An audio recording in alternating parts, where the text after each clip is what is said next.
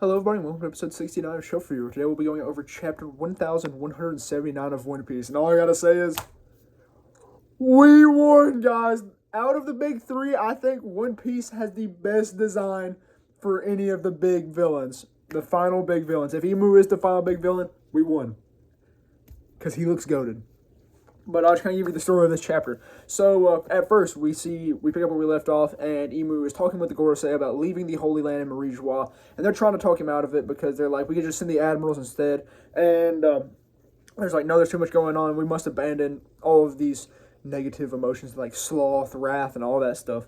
That's what Emu says. But we also see as Garling, who's the new one to the crowd, is trying to push Emu to go because he realizes, and Garling has spent more time in the overworld, or not the overworld, but the lower world, and he knows that the only way to solve this problem is by sending out Emu, because the Gorosei failed previously on Egghead, so they wouldn't do anything again. And honestly, I wonder if I don't know if the admirals weren't sent because there was too much stuff going on, because that's why, I believe it was Workery said, or it might have been Mercury. I think it was Workery. But, yeah, I don't think Mercury. I don't know all the Gorosei. I don't know. I can never remember them for some reason. But, he mentions how there's too many things going on. So I don't know if he meant that. I would presume that they didn't send the admirals because there was too much stuff going on, not that the admirals couldn't have stopped the situation.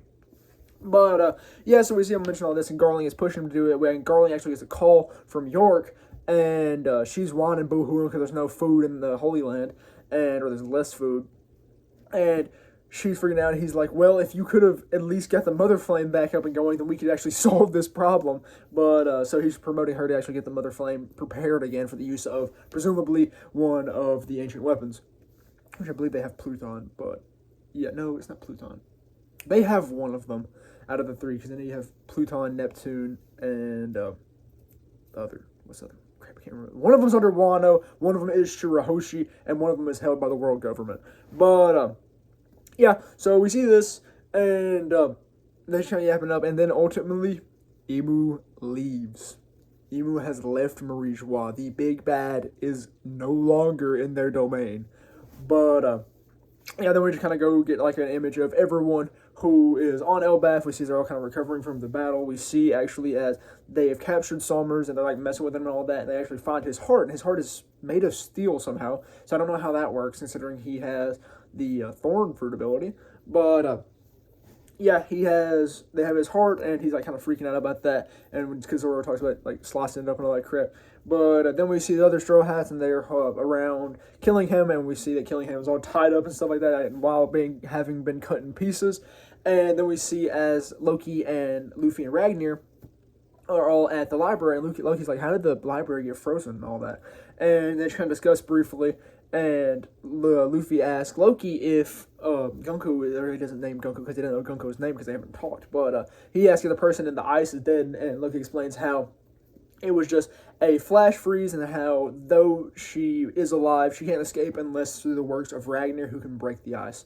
But then all of a sudden we see as Haki starts shooting everywhere, and like the trees and the houses start coming alive, like almost similar to how Big Mom's homies work, how they bring inanimate objects to life, which I thought was kind of interesting, because I don't know what power that could be besides Big Mom's power, because I mean, what else could make animate objects come to life by inserting a soul into them, essentially? But it didn't really seem like soul, it seemed more like malice, so I don't know. What we see as they start coming to life, we see the big summoning circle go above the castle in Elbaf, because Emu has left Pangea Castle. And we see his summon, and then we see Emu strike down in like the throne room area of the castle in Elbaf. I can't remember. I know it named it, but I just don't have that name memorized in my mind because it's not very important. I think it's like Arhurst or something like that. But yeah, he summons in, and he coughs up blood, and then we see his wings sprout from the back of Emu's silhouette, and then we just kind of see some more perspective of all this stuff coming to life, and then someone mentions, hey, there's someone on top of the roof of the Arhurst or Elbaf Castle, and then we see him. We see Nerona Emu. Full name, we got a full name. And then we get to see this sick design. Like, holy smokes, I was not expecting Emu to be this cool. Honestly, I was a little disappointed that wasn't a Nami clone, because that would have actually been hilarious about the outrage that came from that. But, oh my goodness, I couldn't ask for a better design. This is literally one of Oda's best designs, hands down, like absolute cinema on Oda's part, because holy smokes, does Emu look so cool. I cannot wait to see the color spread of Emu, because I know Emu's colors are about to be fire. But, and we see the summoning, and then we get the little, like, narrator description of him. We see Nerona Emu, one of the first 20 who founded the world government. And then we see power, devil's fruit, with an apostrophe S. What could that mean? I have no clue, because, like, what? Devil's fruit. So, the devil that created the devil fruits, is Emu the devil? Like, what? I have no clue. I mean, if it is devil's fruit, it didn't say the devil's fruit, it said devil's fruit. So, if the devil would be in reference to someone who is not Emu. Therefore, I think since it's devil's fruit, Emu might be the One Piece devil. I have no clue. But, like, I mean, that's what it leads me to presume. So we now know that Emu has the powers of whatever the One Piece devil's powers are, which is presumably him, because it would have been the devil's or devil fruit if it wasn't specifically referring to Emu, I believe. I believe based off this that Emu is the One Piece devil.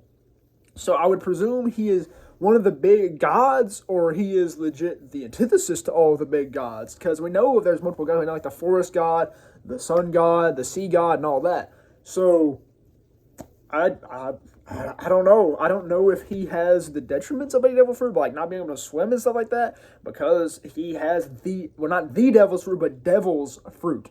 It doesn't say, like I said, I cannot emphasize that enough. That spelling really has me, like, wondering. Because, like, I don't know what that insinuates. I want to know what Oda meant by that. And we got a 2-week break, right? I'll take an Oda break, because I'd rather Oda get One Piece, get to write the end of One Piece than dying off of stress from work and all that stuff. But, yeah, 2-week break, so we will not learn anything more until 2 weeks from now. But, yeah, then we see this, and we just see then a close-up of his face, and it says Nerona Emu on the bottom.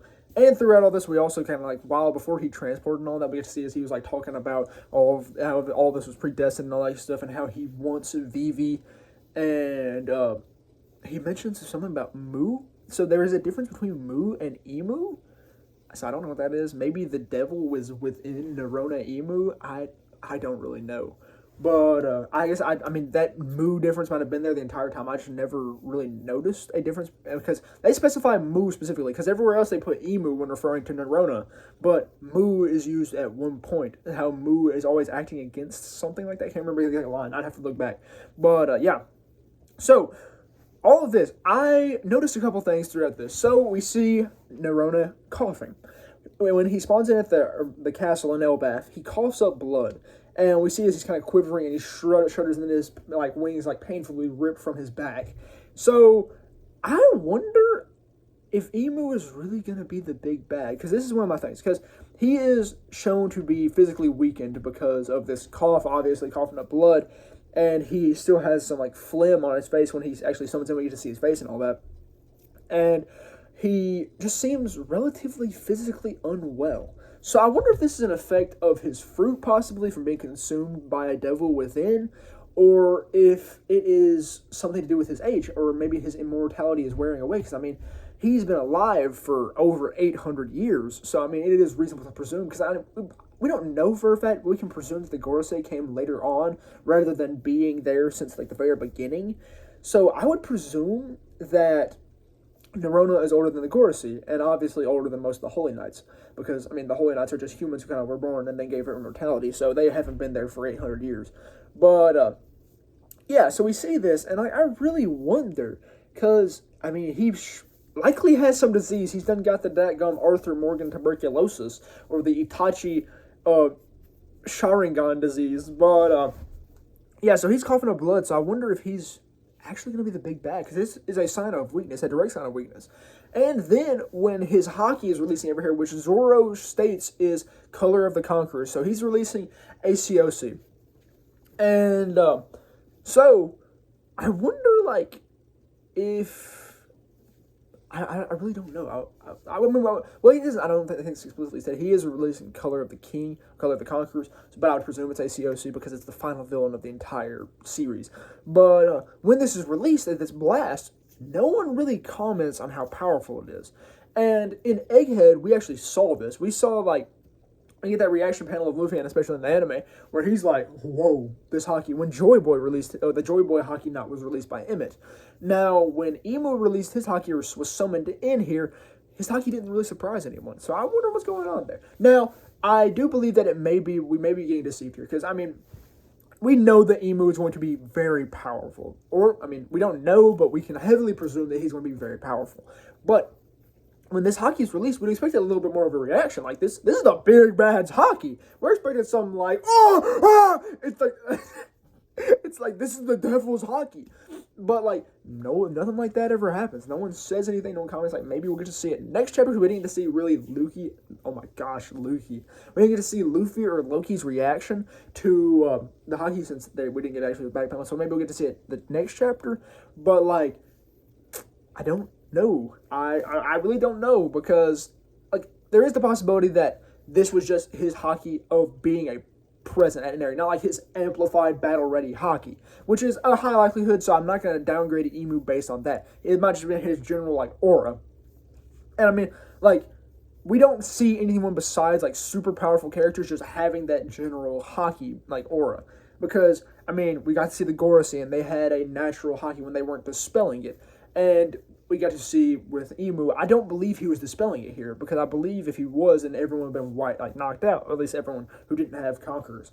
And so I really don't know if Emu's Haki is weak, or if he just wasn't fully dispelling his Haki at like a high power, like that Joy Boy Haki Knot obviously was, because it was meant to like protect Emmett and get Emmett out of a tight spot. So we know it was meant to be powerful. Now, we don't know if Emu was meaning to send out a powerful Haki shock during this instance. So I'm just really ready to see how that goes. But that's all I really have for chapter 1179 of One Piece. Cannot wait to see 1180, see how Luffy and Loki react to Emu's Haki and Emu being summoned. But yeah, that's all I really have for Shelf Review episode 69 as well. So thank you very much for watching.